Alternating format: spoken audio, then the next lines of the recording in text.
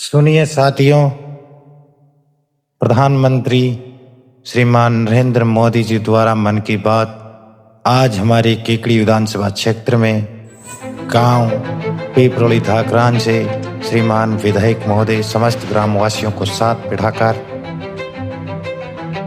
मोदी जी की मन की बात कार्यक्रम को सुना गया।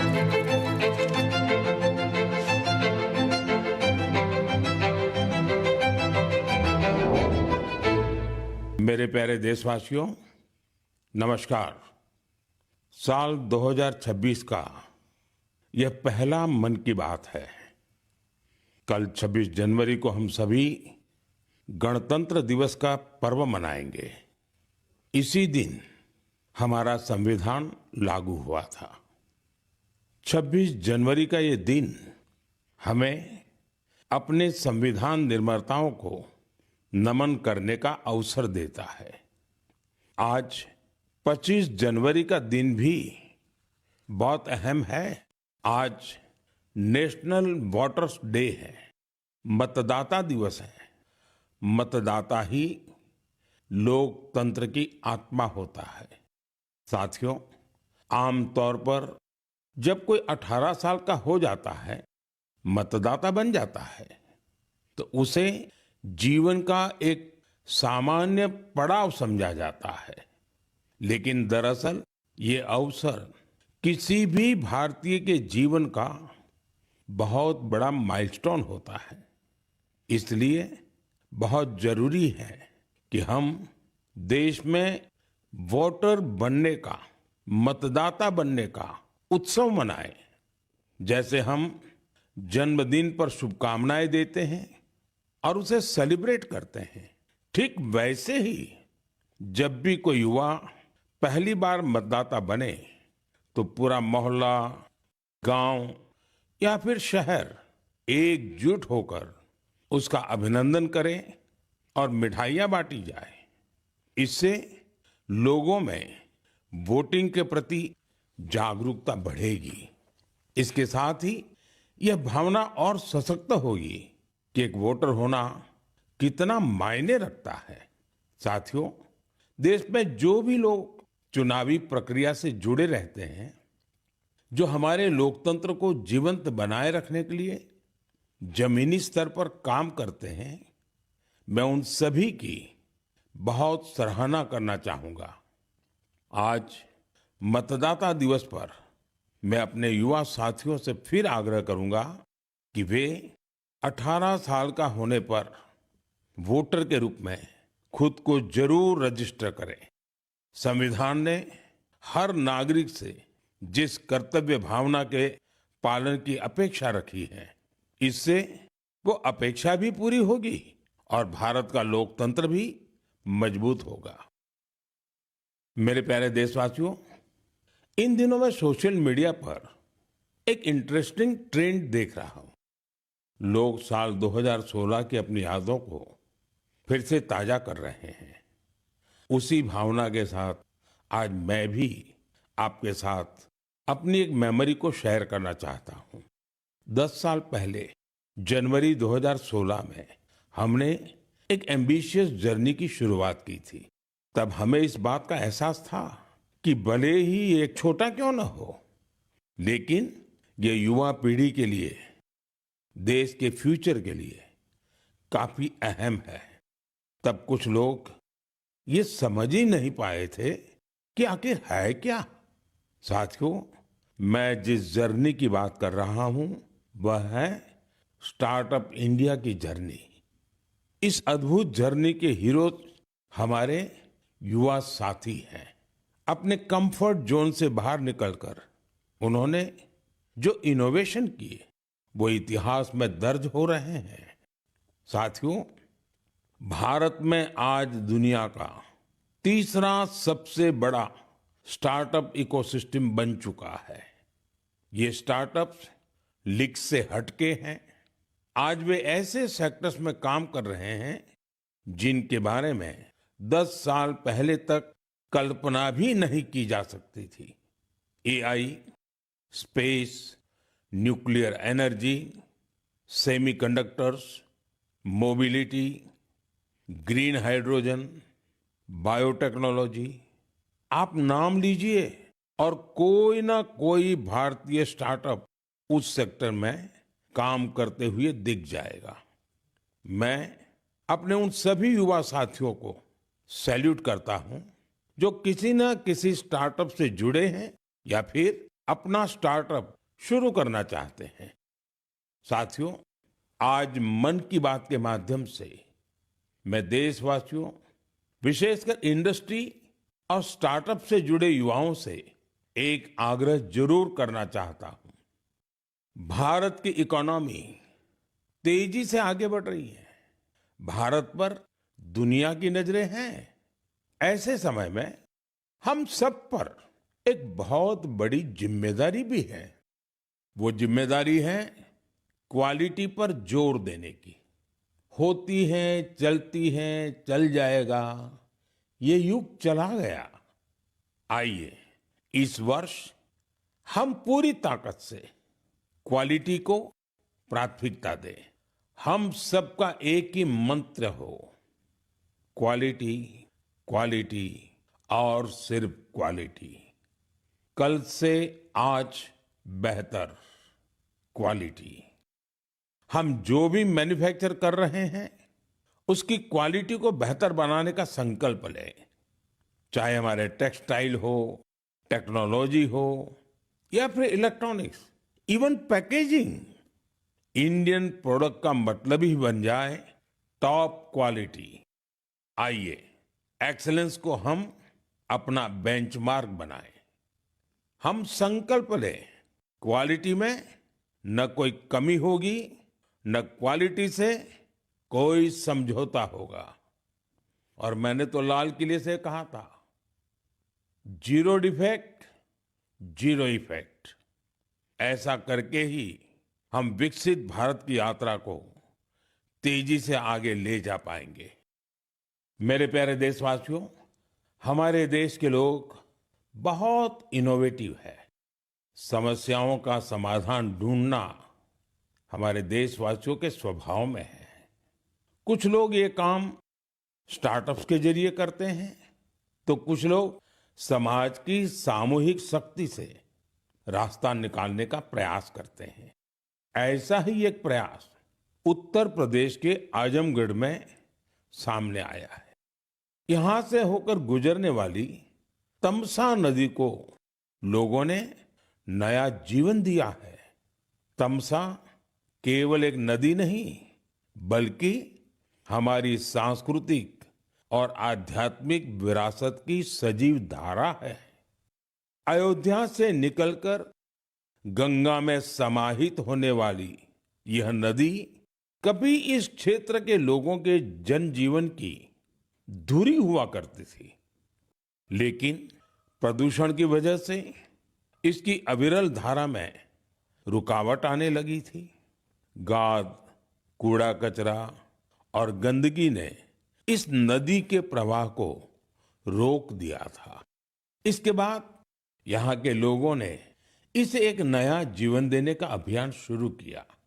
नदी की सफाई की गई और उसके किनारों पर छायादार, फलदार पेड़ लगाए गए। स्थानीय लोग कर्तव्य भावना से इस काम में जुटे और सबके प्रयास से नदी का पुनरुद्धार हो गया। साथियों, जन भागीदारी का ऐसा ही प्रयास आंध्र प्रदेश के अनंतपुर में भी देखने को मिला है। यह वह क्षेत्र है जो सूखे की गंभीर समस्या से जूझता रहा है। यहाँ की मिट्टी लाल और बलुई है। यही वजह है कि लोगों को पानी की कमी का सामना करना पड़ता है। यहाँ के कई क्षेत्रों में लंबे समय तक बारिश नहीं होती है। कई बार तो लोग अनंतपुर की तुलना रेगिस्तान में सूखे की स्थिति से भी कर देते हैं। साथियों, इस समस्या के समाधान के लिए स्थानीय लोगों ने जलाशयों को साफ करने का संकल्प लिया। फिर प्रशासन के सहयोग से यहाँ अनंत नीरू संरक्षणम प्रोजेक्ट, इसकी शुरुआत हुई। इस प्रयास के तहत 10 से अधिक जलाशयों को जीवनदान मिला है।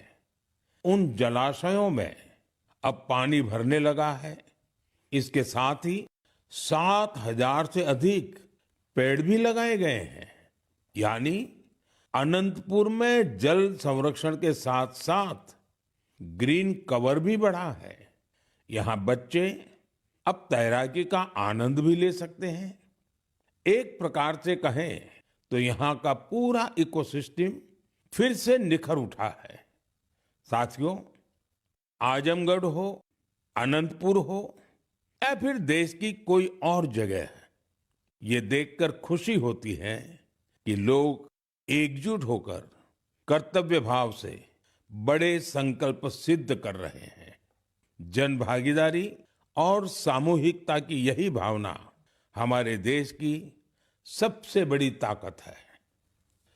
मेरे प्यारे देशवासियों, हमारे देश में भजन और कीर्तन सदियों से हमारी संस्कृति की आत्मा रहे हैं।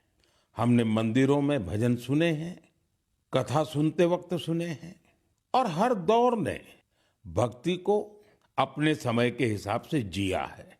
आज की पीढ़ी भी कुछ नए कमाल कर रही है। आज के युवाओं ने भक्ति को अपने अनुभव और अपनी जीवन शैली में ढाल दिया है। इसी सोच से एक नया सांस्कृतिक चलन उभर कर सामने आया है। आपने सोशल मीडिया पर ऐसे वीडियो जरूर देखे होंगे। देश के अलग अलग शहरों में बड़ी संख्या में युवा इकट्ठा हो रहे हैं। मंच सजा होता है, रोशनी होती है, संगीत होता है, पूरा तामझाम होता है और माहौल किसी कॉन्सर्ट से जरा भी कम नहीं होता है। ऐसा ही लग रहा है कि जैसे कोई बहुत बड़ा कॉन्सर्ट हो रहा है। लेकिन वहां जो गाया जा रहा होता है वो पूरी तन्मयता के साथ, पूरी लगन के साथ, पूरे लय के साथ, भजन की गूंज। इस चलन को आज भजन क्लबिंग कहा जा रहा है और यह खास तौर पर जैन जी के बीच तेजी से लोकप्रिय हो रहा है। यह देखकर अच्छा लगता है कि इन आयोजनों में भजन की गरिमा और सुचिता का पूरा ध्यान रखा जाता है। भक्ति को हल्केपन में नहीं लिया जाता। न शब्दों की मर्यादा टूटती है और न ही भाव की। मंच आधुनिक हो सकता है, संगीत की प्रस्तुति अलग हो सकती है, लेकिन मूल भावना वही रहती है। आध्यात्म का एक निरंतर प्रवाह वहां अनुभव होता है। मेरे प्यारे देशवासियों, आज हमारी संस्कृति और त्योहार दुनिया भर में अपनी पहचान बना रहे हैं। दुनिया के हर कोने में भारत के त्योहार बड़े उत्साह और उल्लास के साथ मनाए जाते हैं। हर तरह की कल्चरल वाइब्रेंसी को बनाए रखने में हमारे भारतवंशी भाई बहनों का अहम योगदान है। वो जहां भी हैं वहां अपनी संस्कृति की मूल भावना को संरक्षित कर और उसे आगे बढ़ा रहे हैं। इसको लेकर मलेशिया में भी हमारा भारतीय समुदाय बहुत सराहनीय कार्य कर रहा है। आपको यह जानकर सुखद आश्चर्य होगा कि मलेशिया में 500 से ज्यादा तमिल स्कूल है। इनमें तमिल भाषा की पढ़ाई के साथ ही अन्य विषयों को भी तमिल में पढ़ाया जाता है।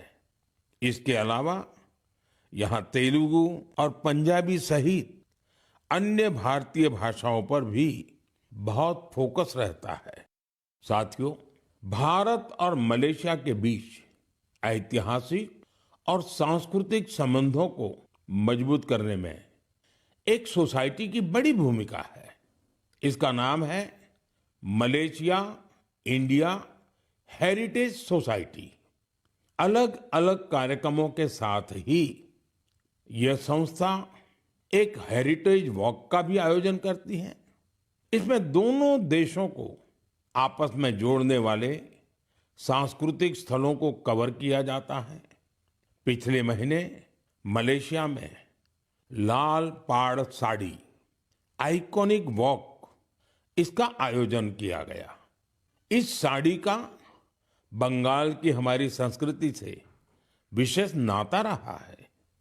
इस कार्यक्रम में सबसे अधिक संख्या में इस साड़ी को पहनने का रिकॉर्ड बना, जिसे मलेशियन बुक ऑफ रिकॉर्ड्स में दर्ज किया गया। इस मौके पर ओडिसी डांस और बाउल म्यूजिक ने तो लोगों का दिल जीत लिया।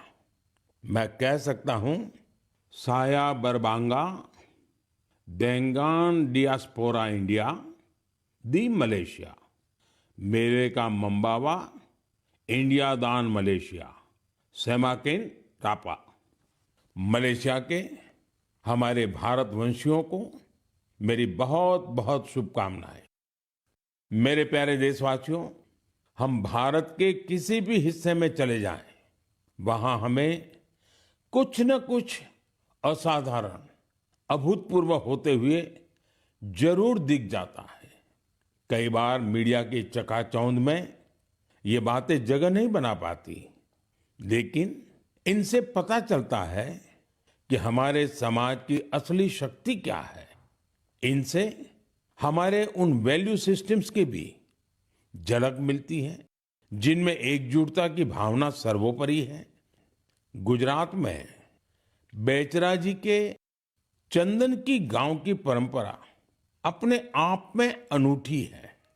अगर मैं आपसे कहूं कि यहाँ के लोग, विशेषकर बुजुर्ग, अपने घरों में खाना नहीं बनाते, तो आपको हैरत होगी। इसकी वजह गांव का शानदार कम्युनिटी किचन। इस कम्युनिटी किचन में एक साथ पूरे गांव का सबका खाना बनता है और लोग एक साथ बैठकर भोजन करते हैं। बीते 15 वर्षों से यह परंपरा निरंतर चली आ रही है। इतना ही नहीं, यदि कोई व्यक्ति बीमार है तो उसके लिए टिफिन सर्विस भी उपलब्ध है, यानी होम डिलीवरी का भी पूरा इंतजाम है। गांव का ये सामूहिक भोजन लोगों को आनंद से भर देता है। ये पहल न केवल लोगों को आपस में जोड़ती है, बल्कि इससे पारिवारिक भावना को भी बढ़ावा मिलता है। साथियों, भारत की परिवार व्यवस्था, फैमिली सिस्टम हमारी परंपरा का अभिन्न हिस्सा है। दुनिया के कई देशों में इसे बहुत कौतूहल के साथ देखा जाता है। कई देशों में ऐसे फैमिली सिस्टम को लेकर बहुत सम्मान का भाव है।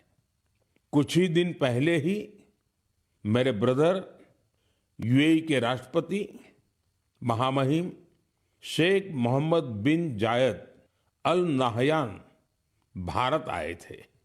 उन्होंने मुझे बताया कि यूएई साल 2026 को ईयर ऑफ फैमिली के रूप में मना रहा है।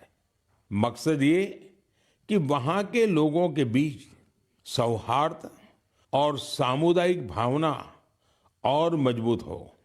वाकई यह बहुत ही सराहनीय पहल है। साथियों, जब परिवार और समाज की ताकत मिलती है तो हम बड़ी से बड़ी चुनौतियों को परास्त कर सकते हैं। मुझे अनंतनाग के शेखगुंड गांव के बारे में जानकारी मिली है। यहाँ ड्रग्स, तंबाकू, सिगरेट और शराब से जुड़ी चुनौतियां काफी बढ़ गई थी। इन सब को देखकर यहाँ के मीर जाफर जी इतना परेशान हुए कि उन्होंने इस समस्या को दूर करने की ठान ली। उन्होंने गांव के युवाओं से लेकर बुजुर्गों तक सभी को एकजुट किया।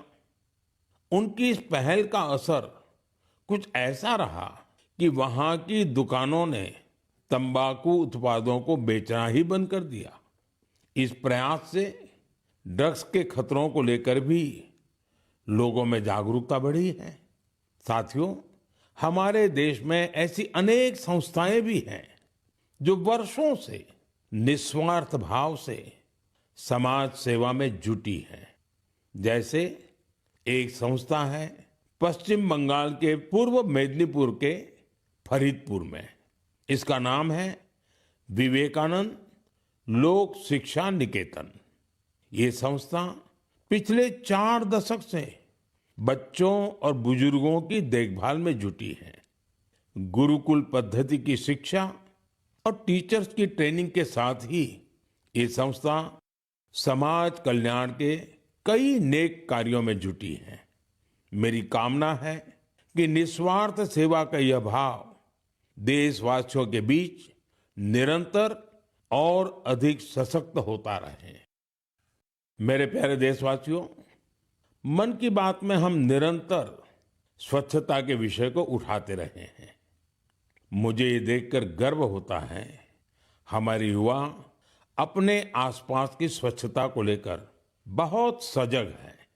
अरुणाचल प्रदेश में हुए एक ऐसे ही अनूठे प्रयास के बारे में मुझे जानकारी मिली है। अरुणाचल वो धरती है जहां देश में सबसे पहले सूर्य की किरणें पहुंचती हैं। यहां लोग जय हिंद कहकर एक दूसरे का अभिवादन करते हैं। यहां ईटानगर में युवाओं का समूह उन हिस्सों की सफाई के लिए एकजुट हुआ जिन पर ज्यादा ध्यान देने की जरूरत थी। इन युवाओं ने अलग अलग शहरों में सार्वजनिक स्थलों की साफ सफाई को अपना मिशन बना लिया। इसके बाद ईटानगर, नाहरलागुन, दोईमुख, सेप्पा, पालिन और पासीघाट, वहां भी ये अभियान चलाया गया। ये युवा अब तक करीब 11 लाख किलो से अधिक कचरे की सफाई कर चुके हैं। सोचिए दोस्तों, नौजवानों ने मिलकर के 11 लाख किलो कूड़ा कचरा हटाया।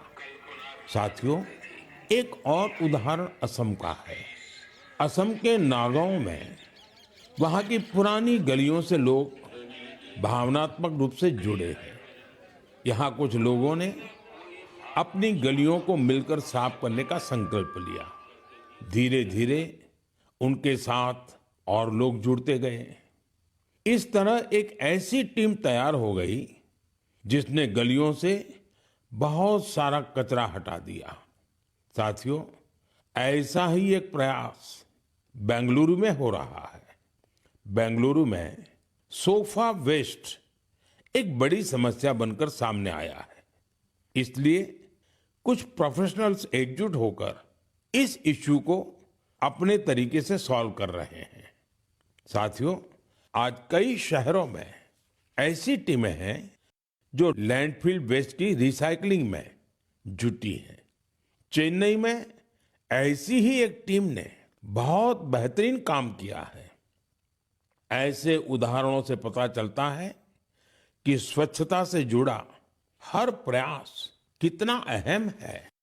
हमें स्वच्छता के लिए व्यक्तिगत तौर पर या फिर टीम के तौर पर अपने प्रयास बढ़ाने होंगे, तभी हमारे शहर और बेहतर बनेंगे। मेरे प्यारे देशवासियों, जब पर्यावरण संरक्षण की बात होती है तो अक्सर हमारे मन में बड़ी योजनाएं, बड़े अभियान और बड़े बड़े संगठन की बातें आती हैं। लेकिन कई बार बदलाव की शुरुआत बहुत साधारण तरीके से होती है। एक व्यक्ति से, एक इलाके से, एक कदम से, और लगातार की गई छोटी छोटी कोशिशों से भी बड़े बदलाव आते हैं। पश्चिम बंगाल के कुछ बिहार के रहने वाले बेनोय दास जी का प्रयास इसी का उदाहरण है। पिछले कई वर्षों से उन्होंने अपने जिले को हरा भरा बनाने का काम अकेले दम पर किया है। बेनोय दास जी ने हजारों पेड़ लगाए हैं, कई बार पौधे खरीदने से लेकर उन्हें लगाने और देखभाल करने के सारा खर्च खुद ने उठाया है। जहां जरूरत पड़ी वहां स्थानीय लोगों, छात्रों और नगर निकायों के साथ मिलकर काम किया। उनके प्रयासों से सड़कों के किनारे हरियाली और बढ़ गई है। साथियों, मध्य प्रदेश में पन्ना जिले के जगदीश प्रसाद आहिरवार जी, उनका प्रयास भी बहुत ही सराहनीय है। वो जंगल में बीट गार्ड के रूप में अपनी सेवाएं देते हैं। एक बार गश्त के दौरान उन्होंने महसूस किया कि जंगल में मौजूद कई औषधीय पौधों की जानकारी कहीं भी व्यवस्थित रूप से दर्ज नहीं है। जगदीश जी ये जानकारी अगली पीढ़ी तक पहुंचाना चाहते थे, इसलिए उन्होंने औषधीय पौधों की पहचान करना और उनका रिकॉर्ड बनाना शुरू किया। उन्होंने 125 से ज्यादा औषधीय पौधों की पहचान की। हर पौधे की तस्वीर, नाम, उपयोग और मिलने के स्थान की जानकारी जुटाई। उनकी जुटाई गई जानकारी को वन विभाग ने संकलित किया और किताब के रूप में प्रकाशित भी किया। इस किताब में दी गई जानकारी अब रिसर्चर, छात्रों और वन अधिकारियों के बहुत काम आ रही है। साथियों, पर्यावरण संरक्षण की यही भावना आज बड़े स्तर पर भी दिखाई दे रही है। इसी सोच के साथ देश भर में एक पेड़ मां के नाम अभियान चलाया जा रहा है। इस अभियान से आज करोड़ों लोग जुड़ चुके हैं। अब तक देश में 200 करोड़ से ज्यादा पेड़ लगाए भी जा चुके हैं। ये बताता है कि पर्यावरण संरक्षण को लेकर अब लोग ज्यादा जागरूक हैं और किसी न किसी रूप में अपना योगदान देना चाहते हैं। मेरे प्यारे देशवासियों, मैं आप सभी की एक और बात के लिए बहुत सराहना करना चाहता हूं। वजह है मिलेट्स, यानी श्री अन्न। मुझे ये देखकर खुशी है कि श्री अन्न के प्रति देश के लोगों का लगाव निरंतर बढ़ रहा है। वैसे तो हमने 2023 को मिलेट ईयर घोषित किया था, लेकिन आज 3 साल बाद भी इसको लेकर देश और दुनिया में जो पैशन और कमिटमेंट है वो बहुत उत्साहित करने वाला है। साथियों, तमिलनाडु के कल्लकुरिची जिले में महिला किसानों का एक समूह प्रेरणा स्रोत बन गया है। यहाँ के पेरिया पालयम मिलेट एफपीसी से लगभग 800 महिला किसान जुड़ी हैं। मिलेट्स की बढ़ती लोकप्रियता को देखते हुए इन महिलाओं ने मिलेट प्रोसेसिंग यूनिट की स्थापना की। अब वो मिलेट से बने उत्पादों को सीधे बाजार तक पहुंचा रही हैं। साथियों, राजस्थान के रामसर में भी किसान श्री अन्न को लेकर इनोवेशन कर रहे हैं। यहाँ के Ramsar organic farmer producer company से 900 से अधिक किसान जुड़े हैं। ये किसान मुख्य रूप से बाजरे की खेती करते हैं। यहाँ बाजरे को प्रोसेस करके रेडी टू ईट लड्डू तैयार किया जाता है। इसकी बाजार में बड़ी मांग है। इतना ही नहीं साथियों, मुझे तो ये जानकर खुशी होती है आजकल कई मंदिर ऐसे हैं जो अपने प्रसाद में सिर्फ मिलेट्स का उपयोग करते हैं। मैं उन मंदिर के सभी व्यवस्थापकों का हृदय से अभिनंदन करता हूं उनकी इस पहल के लिए। साथियों, मिलेट्स श्री अन्न से अन्नदाताओं की कमाई बढ़ने के साथ ही लोगों की हेल्थ में भी सुधार की गारंटी बनता जा रहा है। मिलेट्स पोषण से भरपूर होते हैं, सुपर फूड होते हैं। हमारे देश में सर्दियों का मौसम तो खान पान के लिए बहुत ही अच्छा माना जाता है। ऐसे में इन दिनों हमें श्री अन्न का सेवन जरूर करना चाहिए। मेरे प्यारे देशवासियों, मन की बात में हमें एक बार फिर कई अलग-अलग विषयों पर चर्चा करने का अवसर मिला। ये कार्यक्रम हम सभी को अपने देश की उपलब्धियों को महसूस करने और सेलिब्रेट करने का अवसर देता है। फरवरी में ऐसा ही एक और अवसर आ रहा है। अगले महीने इंडिया एआई इम्पैक्ट समिट होने जा रही है। इस समिट में दुनिया भर से, विशेषकर टेक्नोलॉजी के क्षेत्र से जुड़े एक्सपर्ट भारत आएंगे। यह सम्मेलन एआई की दुनिया में भारत की प्रगति और उपलब्धियों को भी सामने लाएगा। मैं इसमें शामिल होने वाले हर किसी का हृदय से अभिनंदन करता हूं। अगले महीने मन की बात में इंडिया एआई इम्पैक्ट समिट पर हम जरूर बात करेंगे। देशवासियों की कुछ अन्य उपलब्धियों की भी चर्चा करेंगे। तब तक के लिए मुझे मन की बात में विदा दीजिए। कल के गणतंत्र दिवस के लिए एक बार फिर आप सभी को मेरी बहुत बहुत शुभकामनाएं। धन्यवाद।